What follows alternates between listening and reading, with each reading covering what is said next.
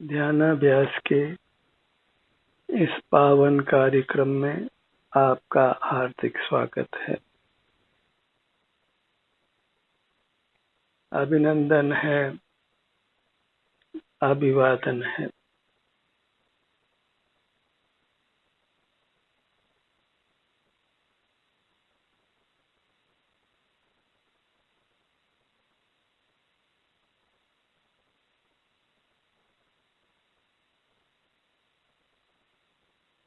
ध्यानाभ्यास के लिए कृपया अपने नेत्रों को बंद कर लीजिए।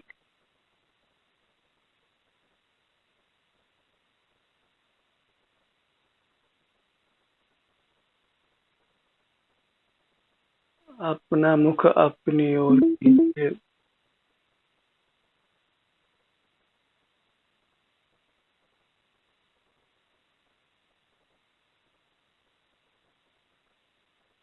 ध्यान एक विश्राम करने की कला है। अपने इंद्रियों को, अपने मन को, अपनी काया को विश्राम प्रदान करने की यह एक उत्तम कला है। बहिर्मुख रहकर हम थक जाते हैं और अंतर्मुख होने से उस थकावट को हम दूर करते हैं। आराम की स्थिति में आ जाते हैं।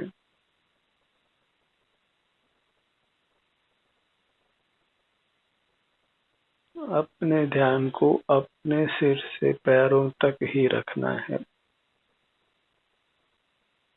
यही थकावट होती है और यही आने से हमको विश्राम मिलता है।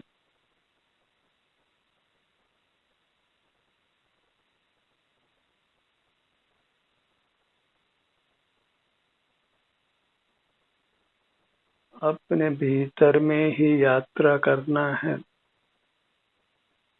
अपने सिर से नीचे पैरों तक और फिर पैरों से ऊपर सिर तक।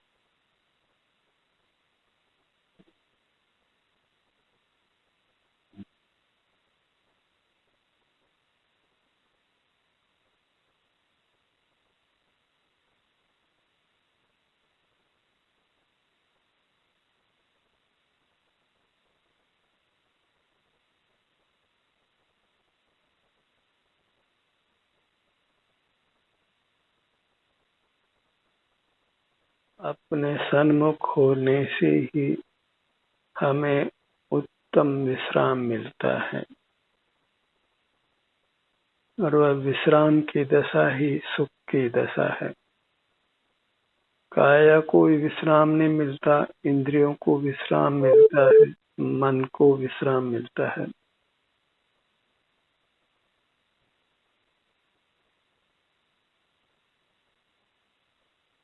और विश्राम पाकर फिर हम तरोताजा हो जाते हैं, तरोताजा रहते हैं।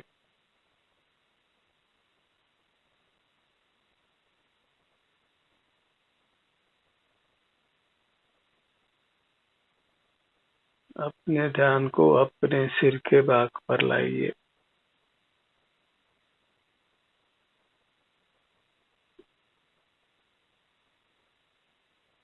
सूक्ष्म से सूक्ष्म संवेदना को भी अनुभव में लेने का प्रयत्न करिए।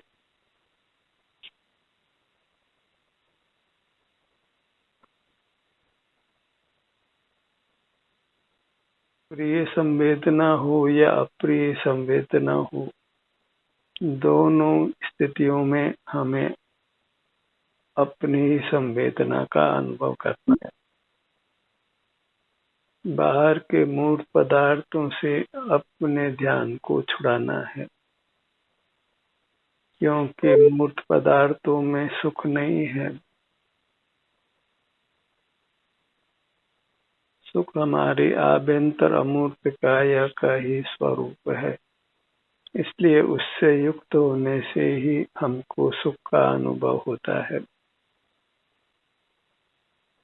जब हम अपने सन्मुख होते हैं तो कुछ भी विकल्प नहीं होता। हम निर्विकल्प होते हैं और वही जीव का स्वभाव है। जो कर्मों का बंधन नष्ट कर्म परमात्मा हो गए हैं, वे सदा निर्विकल्प रहते हैं, केवल उत्तम सुख का अनुभव करते हैं और कुछ भी उनको विकल्प नहीं होता। और निर्विकल्प स्थिति ही वीतरागता की स्थिति है और जीव का स्वभाव वीतराग रहना है। रागादि दोषों के अभाव को ही वीतरागता कहते हैं। वहाँ राग का ही अभाव नहीं है, द्वेष का भी अभाव है। और राग द्वेष में सब कसाएं गर्भित हो जाती हैं। क्रोध, मान, माया, लोभ, हास्य, रति, अरति, शोक, भय, जुगुप्सा, स्त्री वेद, पुरुष वेद, नपुंसक वेद, इस प्रकार कसाई के 13 भेद हैं। इन सभी 13 कसायों से जीव अपने सन्मुख होकर मुक्त रहता है। इन्हीं कसायों के कारण से जीव के सुख का घात होता है, वह दुख का अनुभव करता है।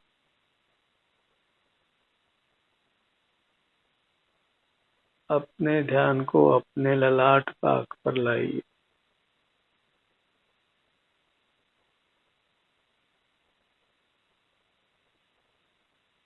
धर्म का कितना संक्षिप्त स्वरूप है कि बाहर से ध्यान हटाकर अपने पर ले आना।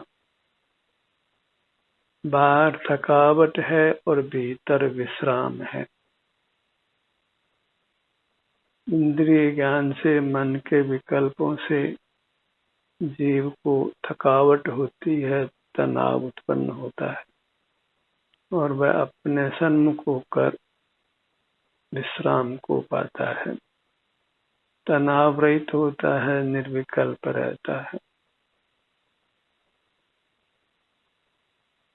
अपने ध्यान को अपने दोनों भवों के भाग और भूमध्य पर लाइए।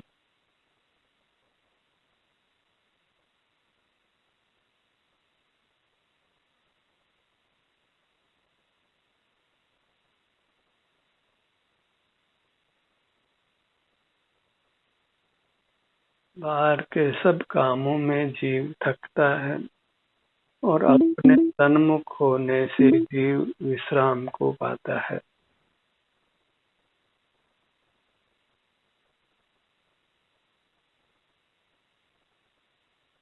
बहिर्मुखता में तनाव है, चिंता है, भय है, अन्य नाना कसाय हैं और अंतर्मुख होकर उन सब कसायों से जीव मुक्त होता है।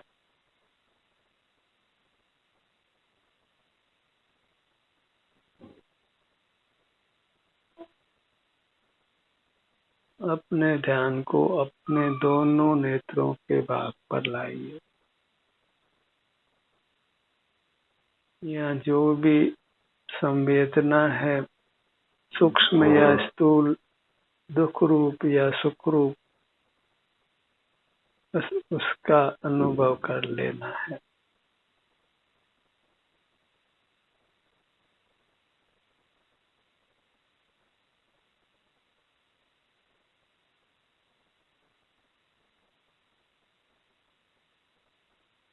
यही सदाचार है, चारित्र है, शील है, जिससे जीव उत्तम सुख का अनुभव करता है। क्योंकि अनादि से हम बहिर्मुख रहे हैं, इसलिए अंतर्मुख रहने के लिए अभ्यास करना होता है, प्रयत्न करना होता है और वह प्रयत्न करना योग्य है, क्योंकि उससे हमें उत्तम सुख का अनुभव होता है।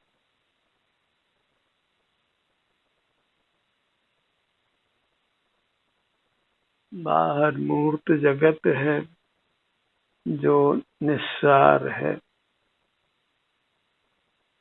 इसी से कदाचित विषय सुख मिलता है, तो जीव उनको ग्रहण करने के लिए प्रेरित होता है और फिर कर्मों के द्वारा बांध लिया जाता है।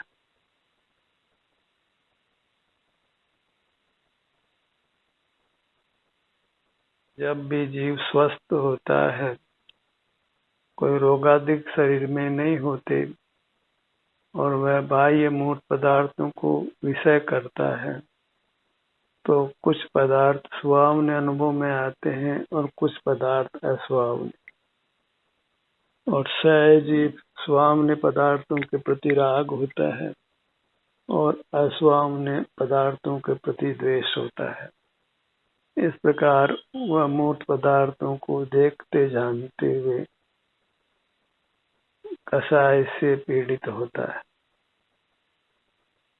पदार्थ सुहावने हो तो राग की पीड़ा है, अस्वावने हो तो द्वेष की पीड़ा है।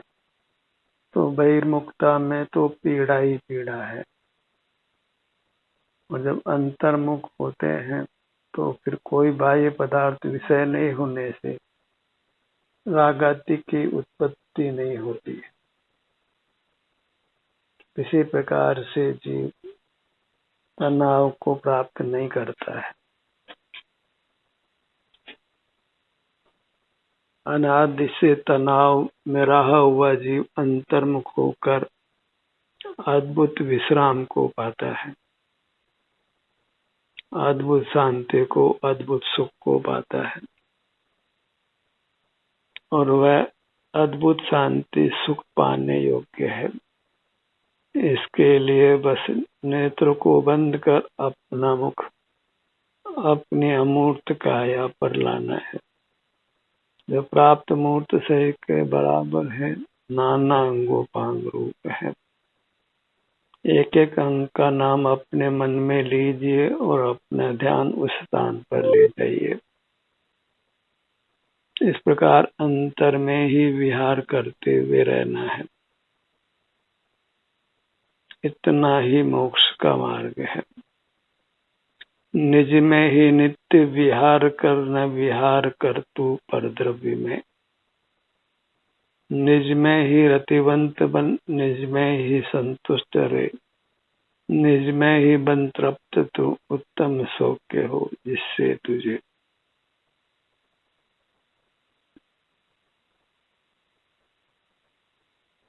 बाहर के पदार्थ कभी हमारे नहीं होते और हमारे आभ्यंतर अमूर्त काया कभी पराई नहीं होती। इसलिए बाह्य पदार्थों से अपने उपयोग को हटाना है और अपने ही अमूर्त काया पर अपने उपयोग को रोकना है। और जहाँ अमूर्तता है वही सुख या दुख की स्थिति है। शरीर में सुखद संवेदना है या दुखद संवेदना है, और उस संवेदना का अनुभव होना है, उससे ही जीव बद्ध मूर्त कर्मों से मुक्त होता है।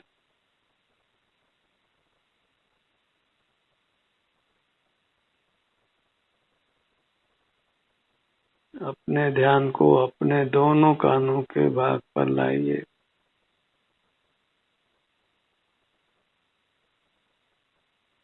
नेत्र युगल, कर्ण युगल।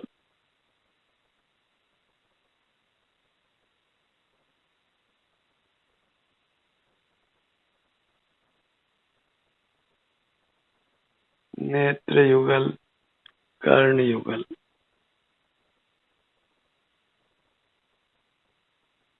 अपने ध्यान को अपने नासिका भाग पर लाइए।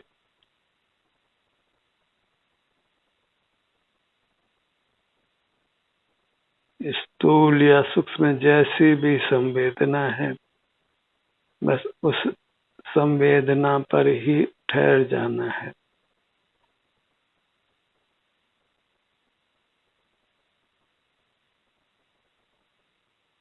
फिर उसके आगे बढ़ने की आवश्यकता नहीं है, क्योंकि स्वसंवेदन इतना ही मोक्ष का मार्ग है।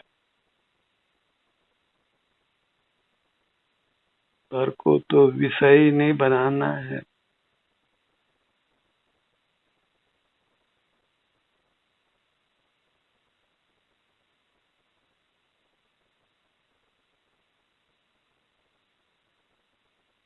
अपने ध्यान को अपने दोनों होठों के भाग पर लाइए।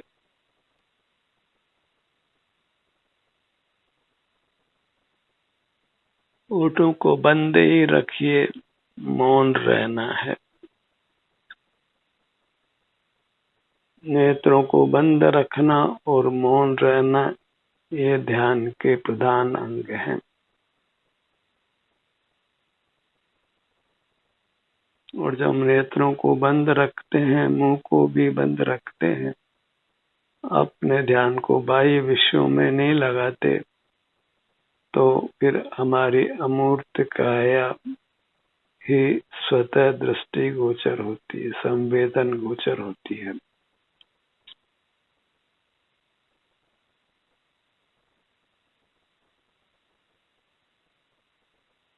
गर्दन के भाग पर आइए।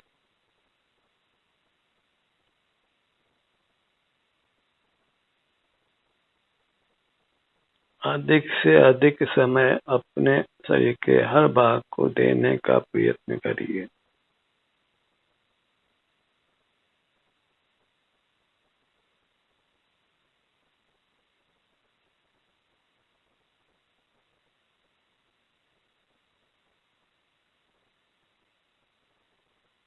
मुख के भीतर दंत पंक्ति, जिह्वा, तालु, कंठ, इन सब अंगों के सन्मुख होकर उनको स्वस्थ रखिए, सुखद रखिए।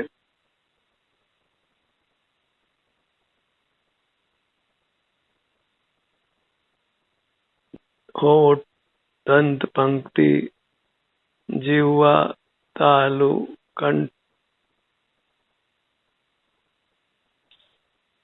सूक्ष्म से सूक्ष्म सुख दुख रूप संवेदना, उसको अनुभव में लेना है।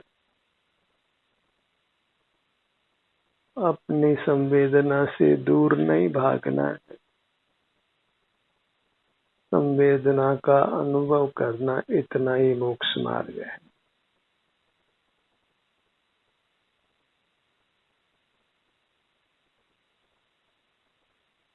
अपने ध्यान को अपने दोनों कंधों के भाग पर लाइए।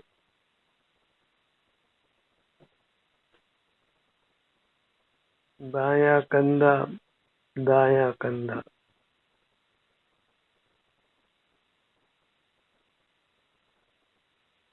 अपने सन्मुख होने से जो शांति अनुभव में आती है, उस शांति को पहचानिए। उस पहचान के बल पर ही फिर हम पुनः पुनः अपने सन्मुख होते हैं।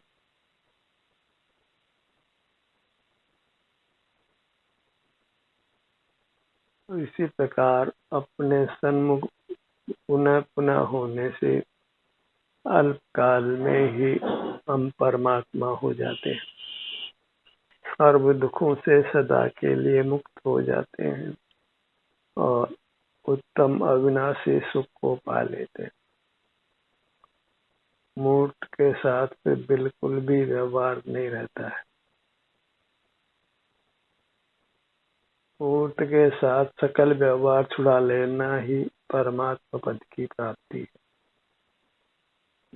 न स्वामित्व हो, न ज्ञातृत्व हो, न कर्तृत्व हो, न भोक्तृत्व हो। मूर्त पदार्थों के साथ कोई भी संबंध नहीं हो, कोई भी नाता नहीं हो। और कोई नाता हमने कल्पना से बनाया है, तो उस नाते को भी तोड़ देना है।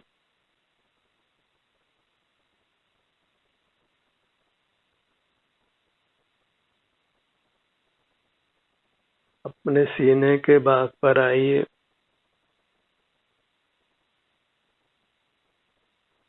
विशाल है सीने का भाग।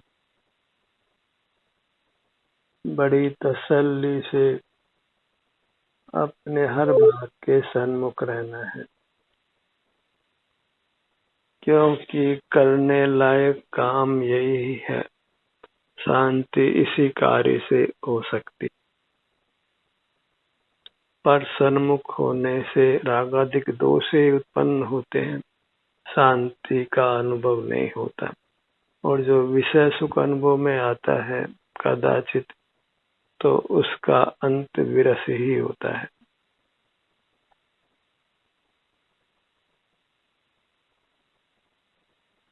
विशाल सीने का भाग,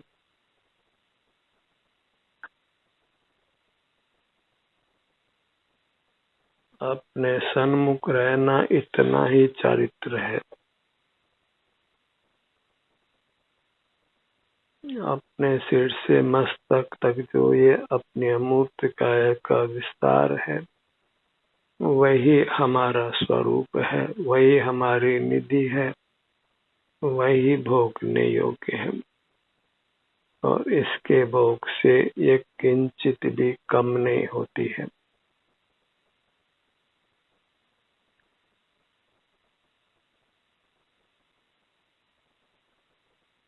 अपने ध्यान को अपने पेट के भाग पर लाइए।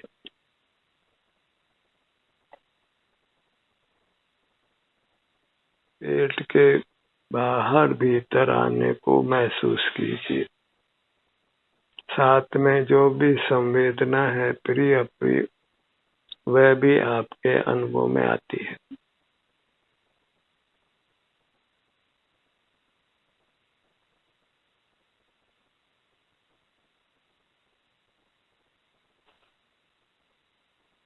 बड़ी शांति से, बड़ी धैर्य से हमें धीमी गति से अंतर यात्रा करना है।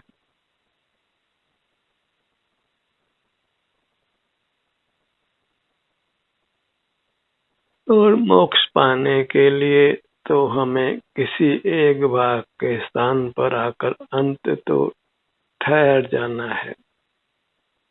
बैर यात्रा को पूर्ण विराम देना है, रोक देना है, पूरी तरह अंतर्मुख रह जाना है।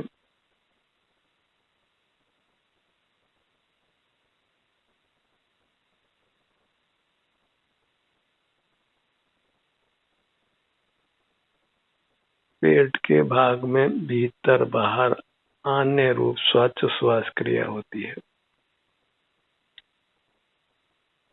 इस भाग पर ठहरने से उसका भी हमको स्वतः अनुभव होता है।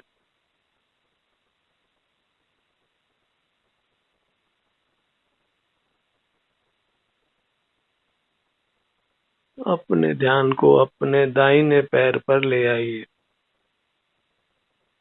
हमें अंतर यात्रा करना है। पगतली का भाग,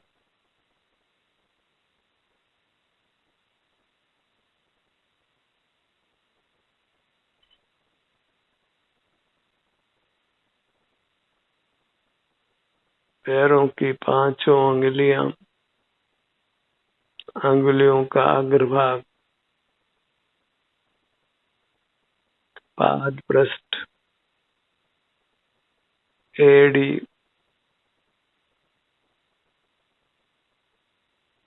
टखना,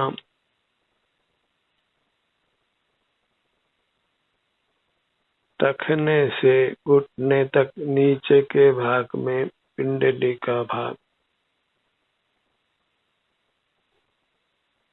आगे का भाग, घुटने में जो भी आराम वेदना की स्थिति है उसको यहाँ ठहर कर अनुभव कीजिए।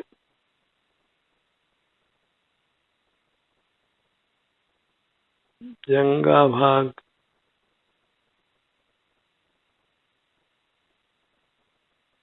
पूरा पैर। अपने ध्यान को अपने दाहिने भुजा पर लाइए।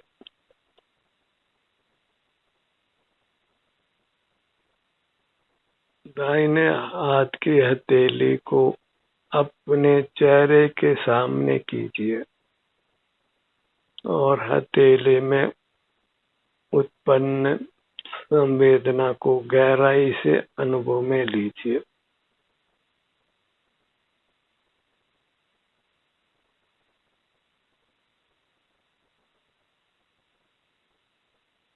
दाहिने हाथ की छोटी अंगुली, अनामिका, मध्यमा, तर्जनी, अंगूठा,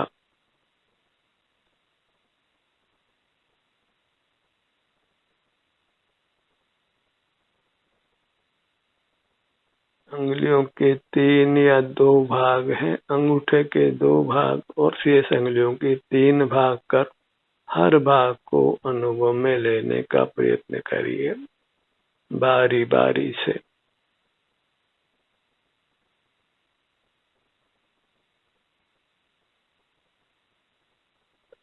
अपने दाहिने कंधे पर आइए।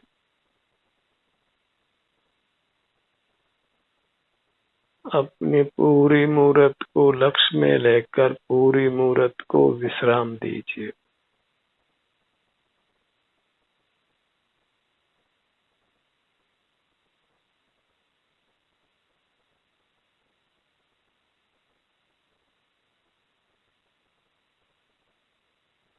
अपने को पूरा विश्राम दीजिए। परमात्मा भी कुछ नहीं करते हैं, केवल सुख का ही अनुभव करते हैं और हमें भी कुछ भी नहीं करना है। परमात्मा भी बाह्य जगत के ज्ञान से शून्य रहते हैं और हमें भी बाह्य जगत के ज्ञान से शून्य रहना है।